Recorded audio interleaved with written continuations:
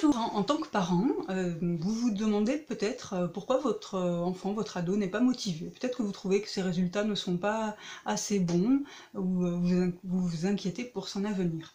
Alors dans cette vidéo, je vais vous indiquer quelles sont les 3 sources de motivation et comment vous, en tant que parent, vous pouvez aider votre enfant, votre ado, à se motiver. Alors la première source de motivation, c'est le sentiment de sa capacité. On fait quelque chose si on se sent capable. Si on ne se sent pas capable, ben on baisse les bras. Et je dis on parce que c'est valable pour les ados et les enfants comme pour les adultes. Tout ce que je vais vous dire d'ailleurs sur la motivation, c'est valable pour tous. Donc si on ne se sent pas capable, on baisse les bras et on va trouver des prétextes. Ou votre ado en tout cas va trouver des prétextes pour ne pas le faire, pour ne pas se mettre au boulot. Il faut qu'il se sente capable, mais il faut aussi qu'il sente que ce n'est pas en dessous de ses capacités. Sinon, il va se sentir sous-estimé, et puis il va s'ennuyer, et c'est pas motivant non plus. Alors vous, qu'est-ce que vous pouvez faire pour l'aider à développer son sentiment d'être capable? Eh bien, première chose, c'est éviter de le comparer. Éviter de le comparer à un standard idéal. À ton âge, tu devrais savoir faire ça, à ton âge, tu devrais réussir ce genre de choses.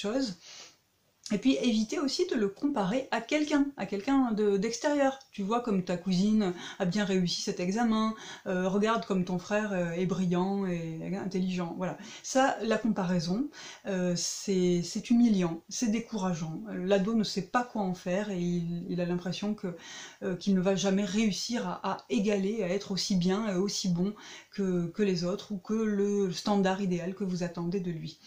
Donc au contraire, ce que vous pouvez faire, c'est souligner à chaque fois que c'est possible ce qui est positif, ce qui est beau chez lui.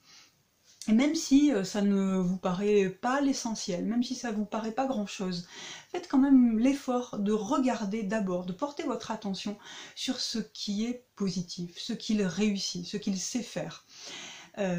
Ou sur son savoir-être, hein, et c'est très important aussi. Puis souligner ensuite, dans un deuxième temps, les points d'amélioration. Et alors sur les points d'amélioration, nous parents, et moi la première, hein, on a toujours la bonne idée, le bon conseil à donner. On pense toujours qu'on sait ce qu'il faut faire pour remédier ou pour améliorer.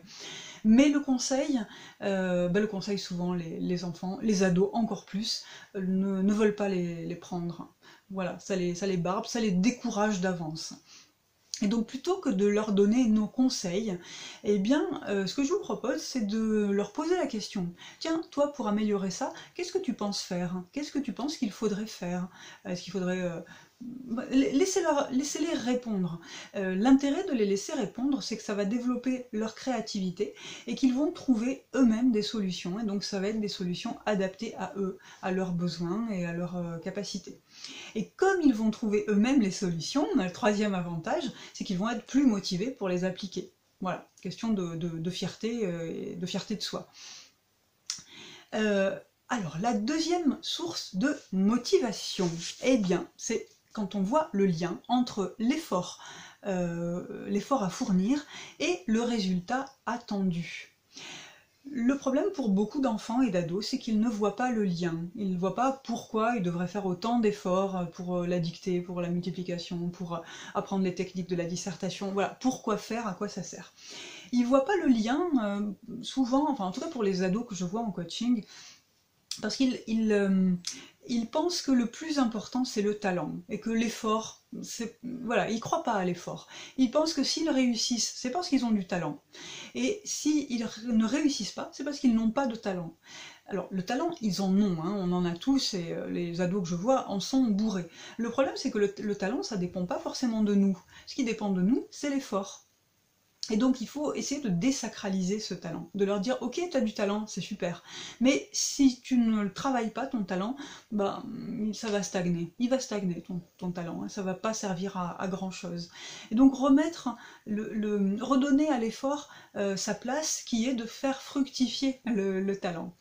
Et donc lui donner le goût de l'effort parce que ça fait fructifier quelque chose qui est là chez lui, qui est bon, qui est en germe, en potentiel. Alors pour les aider à développer le goût de l'effort plutôt que la croyance au talent, Ce que je vous conseille, c'est de porter vous-même votre attention sur autre chose que le résultat. En tant que parent, moi la première, on s'intéresse beaucoup, on accorde beaucoup de foi au résultat. Le problème, c'est que le résultat, c'est un jugement extérieur, c'est une sentence extérieure sur laquelle on n'a pas de prise non plus. Le résultat, c'est le prof qui met la note, et voilà, souvent avec plein de bonnes raisons, mais on n'a pas tellement de prise dessus, à part travailler davantage, mais le résultat, c'est un jugement extérieur. Alors que ce qu'il faut absolument aider, ce qu'il faut développer chez l'enfant, chez l'ado, eh bien c'est l'estime de soi, le sentiment de sa valeur personnelle.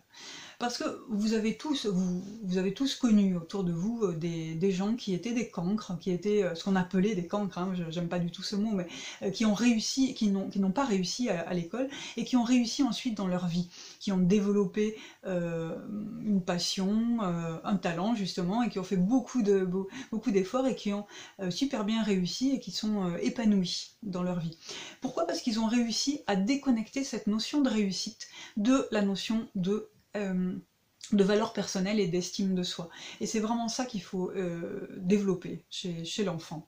Alors comment on peut faire? On peut leur donner des défis qui soient adaptés à leur capacité, qui soient à leur mesure, à leur niveau. Par exemple, et toujours, et j'insiste, le défi, ça doit toujours être un jeu, ça doit toujours être ludique et sans pression, sans enjeu. Donc un défi, par exemple, ça peut être, tiens, cet exercice de maths, je te donne 5 minutes pour le faire. Allez, top chrono. Si l'enfant, l'ado, est partant pour essayer, s'il le prend comme un jeu, c'est super. Sinon, n'insistez pas parce que ça servirait à rien. Autre défi possible, c'est par exemple sur ce contrôle, est-ce que tu te sens capable d'essayer d'avoir 2 points de plus que ta moyenne habituelle? Voilà, là aussi ça doit être un jeu. Si le résultat est à la mesure de ce que vous attendiez et de ce que votre ado attendait, et c'est super, félicitez-le et montrez-lui du coup le lien entre effort et résultat. Et si le résultat n'est pas au rendez-vous, c'est pas grave. Et vraiment, lâchez prise sur ce résultat, c'est pas grave, et dites-lui, insistez sur le fait que non, c'est pas grave, et puis c'est normal que ça marche pas du premier coup, c'est normal de pas réussir du premier coup, c'est normal de devoir faire des efforts plusieurs fois pour réussir, quoi, tout simplement. Donc c'est important de dédramatiser, donc à la fois désacraliser le talent et dédramatiser le résultat. Et puis la troisième source de motivation pour les ados, c'est qu'on fait des efforts pour un résultat qui en vaut la peine. C'est-à-dire qu'un résultat ou une action, à quoi on donne de la valeur, à quoi on donne du sens. Si ça n'a pas de valeur ou de sens, à nos yeux, et donc aux yeux de votre ado, voilà, il n'y a pas de motivation. Et donc il n'y aura pas d'effort et pas de travail. Donc ce qu'il faut éviter, c'est du coup les motivations qui viennent de l'extérieur. Ça ne sert pas à grand chose. Typiquement, les motivations extérieures, c'est la récompense et la punition. Voilà, si tu réussis ça, tu auras un iPhone. Si tu ne fais pas d'efforts, tu seras privé d'écran pendant une semaine, ou tu seras privé d'aller voir tes potes. Je dis pas qu'il faut pas le faire. Je sais bien qu'en tant que parent, on fait ce qu'on peut avec les moyens qu'on a, et voilà. Je dis juste que ça ne sert pas à augmenter la motivation. Ce qui sert à augmenter la motivation, c'est d'augmenter la motivation de l'intérieur, c'est-à-dire d'aller chercher ce qui motive votre ado. Au lieu de partir de ce qui ne le motive pas, donc le travail scolaire, partir de ce qui le motive. Un sport, la musique, les relations avec ses copains, parce que vous savez que que le savoir-être, les savoir-être relationnels par exemple, c'est aujourd'hui très très apprécié et très important. Donc ces relations avec les copains, oui, c'est aussi une qualité, une capacité, une compétence à valoriser.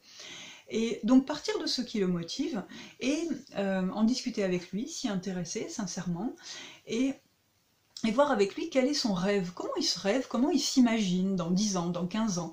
Est-ce que tu te vois travailler dans la forêt ou au bord de la mer? Est-ce que tu te vois travailler avec plein de gens autour de toi? Ou au contraire, est-ce que tu préfères être libre et faire ce que tu veux, quand tu veux? Voilà, comment il se rêve, et à partir de ce rêve, essayer de rattacher le rêve au parcours scolaire. Euh, Lui demander par exemple comment, et faire des recherches avec lui si besoin, comment à partir de là, de ta scolarité d'aujourd'hui, comment tu peux arriver à ce rêve, à cet environnement professionnel. Quel genre de cursus il faut suivre. Ce qui est important, c'est pas de trouver le métier précis qu'il veut faire, ou la formation précise, ou l'école d'ingénieur ou de commerce précise qu'il va faire, mais ce qui est important, en tout cas au début, c'est de l'aider à faire le lien entre son cursus scolaire, auquel souvent il accorde peu de valeur et peu de sens, d'accorder donc son cursus scolaire et son rêve. Et là, ça donne du sens, ça ouvre le champ des possibles, ça ouvre l'horizon, et ça le motive. Et c'est ça la vraie motivation intérieure. Alors bien sûr, en tant que parent, on est souvent les moins bien placés pour faire ça. Voilà, moi quand je reçois des ados en coaching, bah, j'arrive à leur faire ça parce que j'ai un détachement par rapport à eux. Euh, j'ai aucune attente par rapport à leurs résultats et par rapport à leur réussite. Et donc on peut être plus facilement dans une relation de confiance et de sérénité. Néanmoins, en tant que parent, vous pouvez faire énormément de choses, et voilà, essayez d'appliquer les conseils que je vous ai proposés là, et ne vous inquiétez pas si ça marche pas du premier coup, c'est normal, les choses prennent du temps, et la motivation, bah, ça prend du temps. Mais une fois que c'est là, c'est là pour de bon. Voilà.